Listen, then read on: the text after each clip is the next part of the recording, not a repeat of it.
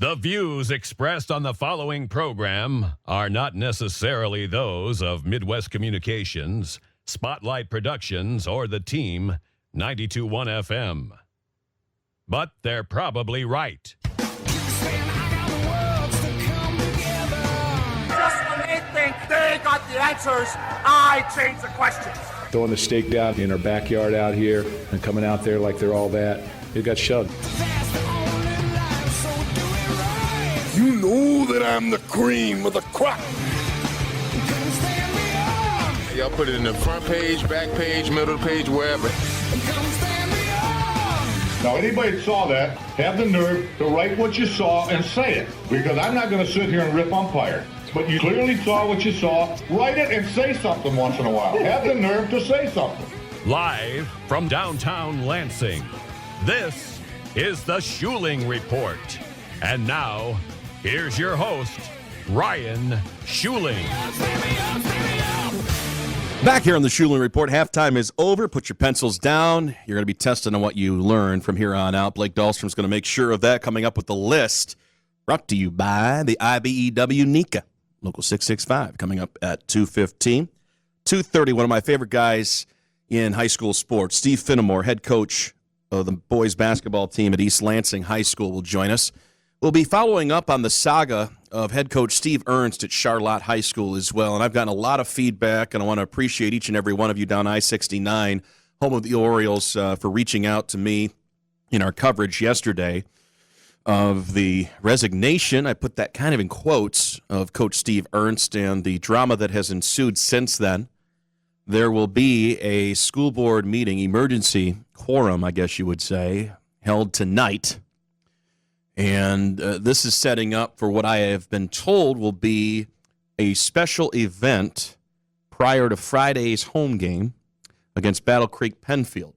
The details and nature of that I have not been told at this point. We do know that the school board president has resigned over all of this because of the difficult position he was put in. The superintendent is kind of out on an island right now, and we have reached out. Alex has done a phenomenal job of trying to get anyone in an administrative position down there at Charlotte High School to comment on the record to us, whether that be a statement that we read in print or an interview that we conduct on the air. I want to make sure that we're fair and cover all sides of the story. However, it was Colin Garn who had the temerity, the courage, the guts, and the gall to come on this program yesterday, and he's 18 years old. And he has acted, in my opinion, like the adult in the room in all of this. How ironic is that? And why am I not surprised by that?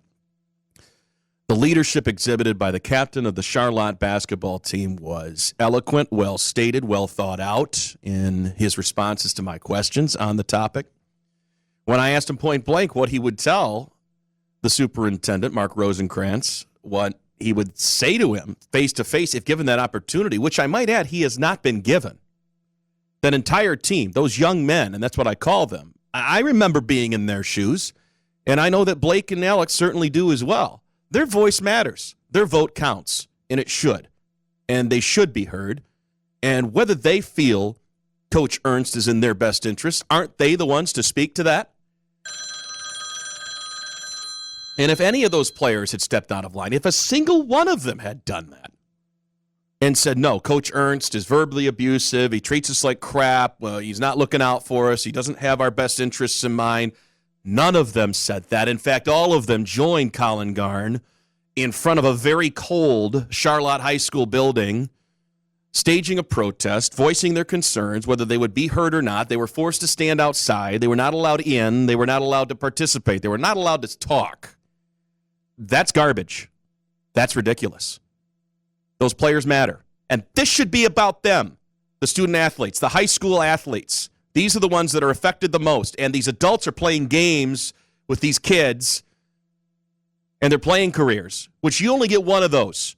You get 4 years in high school, and most kids get 2 at the varsity level. That's it. And some of them will never play again. Most of them will never play again.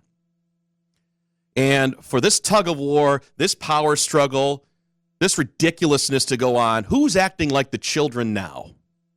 Who are the adults in the room? I submit that it's Colin Garn and his teammates. They're standing up for what's right. They don't care about the consequences. They know what's right.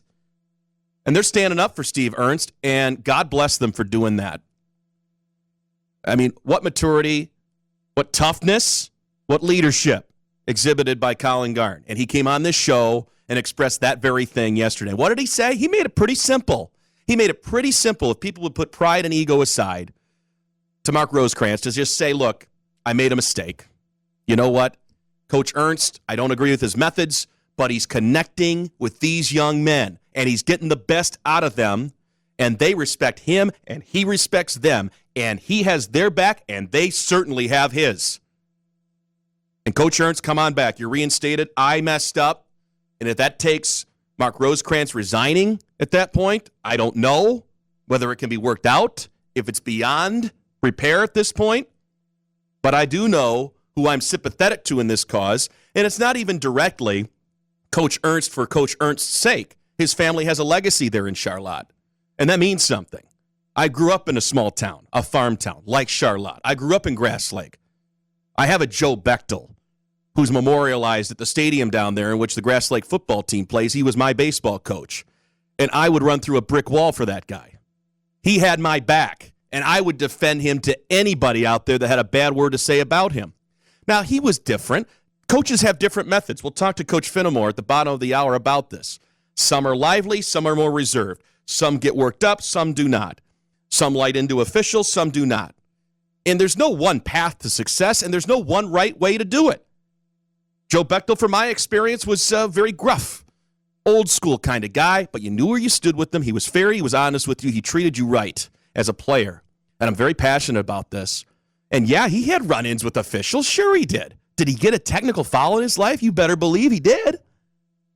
And I'm not going to sit here and say it's right, just, or fair to have a standard placed on a coach, and I don't care who the coach is, in the state of Michigan, in the MHSAA, that a single technical foul, as illustrated in the documents that I've posted on Facebook and Twitter, a single technical foul puts Coach Ernst in jeopardy of a punishment up to and including losing his job?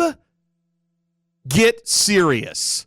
There's no way any coach should have to be forced to work under that standard, especially when said coach is making, what, $3,000 for the season? And you're going to place this additional burden and barrier on him?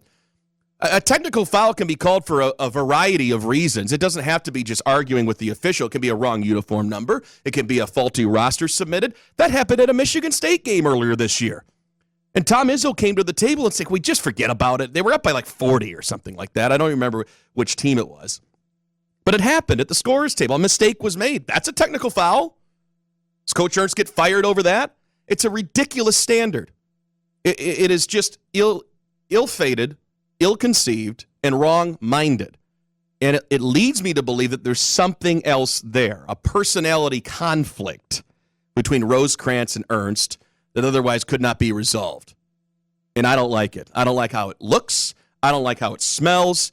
And I don't like the direction this whole thing was headed. And hopefully it's solved tonight.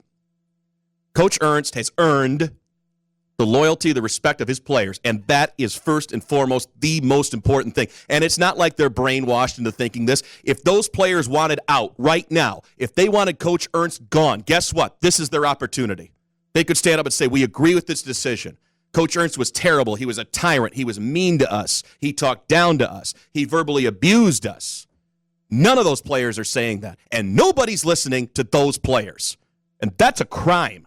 That is a crime committed against those players.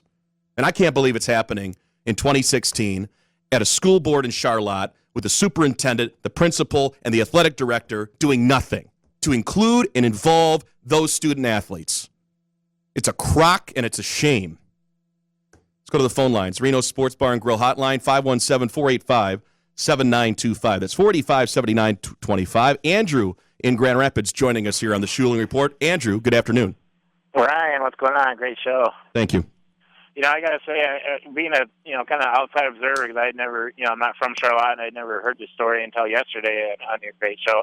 But I'm with you, man. Like, I played high school sports, and there's a difference between passion in abuse. A big time difference. And from what I heard from the captain speaking, these players love him. This guy's brought a winning culture back to Charlotte. He brought them into the state semis last year. I mean, that is passion. That's bringing awareness to your school. That's bringing kids and making them men. I mean, for this guy, the superintendent, which to me seems like a power-hungry guy, and his principal and AD seem like they don't want to buck the trend because they're probably scared of getting fired. But for him to dictate something as a technical foul, as a fireable offense for a guy, like you just said, that makes practically nothing doing it. My sister was a high school coach for volleyball for years, and she did it. If you broke down her hourly pay, she was making $2 an hour basically because she's putting 80, 90 hours a week into this on top of her full-time job. Mm-hmm. And they do it for the passion of that and because they like to lead these boys to becoming men or girls to becoming women. For me, it's absolutely ridiculous. And if I were that board, they need to look at getting the superintendent out because that guy is doing criminal acts in my opinion. Well, I appreciate the call, Andrew, and I appreciate the passion in your voice, too. And it's one thing, again, if the kids were being abused or browbeaten in any kind of way, I would defend them the other way, too. If a coach was doing that, get them out of there. But that's not what's happening here. That is not what's happening here. And I can speak to it because I've done the research. I've talked to the principal parties involved. I've talked to a lot of the family members in the Charlotte community, and I've talked to Colin Garn, the captain of the basketball team. And he has no reservations, none, about playing for head coach Steve Ernst. We'll take a break here. Alex, what do you want to do going forward? We got to get the list in. Yeah, we got to get the break. Okay, we'll do the break, and we'll get Graham on the other side. Okay, that's how we're going to do this. Well, hope you stay tuned because that school board meeting is tonight. And again, big game tomorrow night. Will the players show up? Will they play? Will Coach Ernst be reinstated? My opinion, he should be. Battle Creek Penfield comes to Charlotte tomorrow night. We'll be keeping a close and watchful eye right here on the Schuiling Report. We're back after this on the Team 92.1.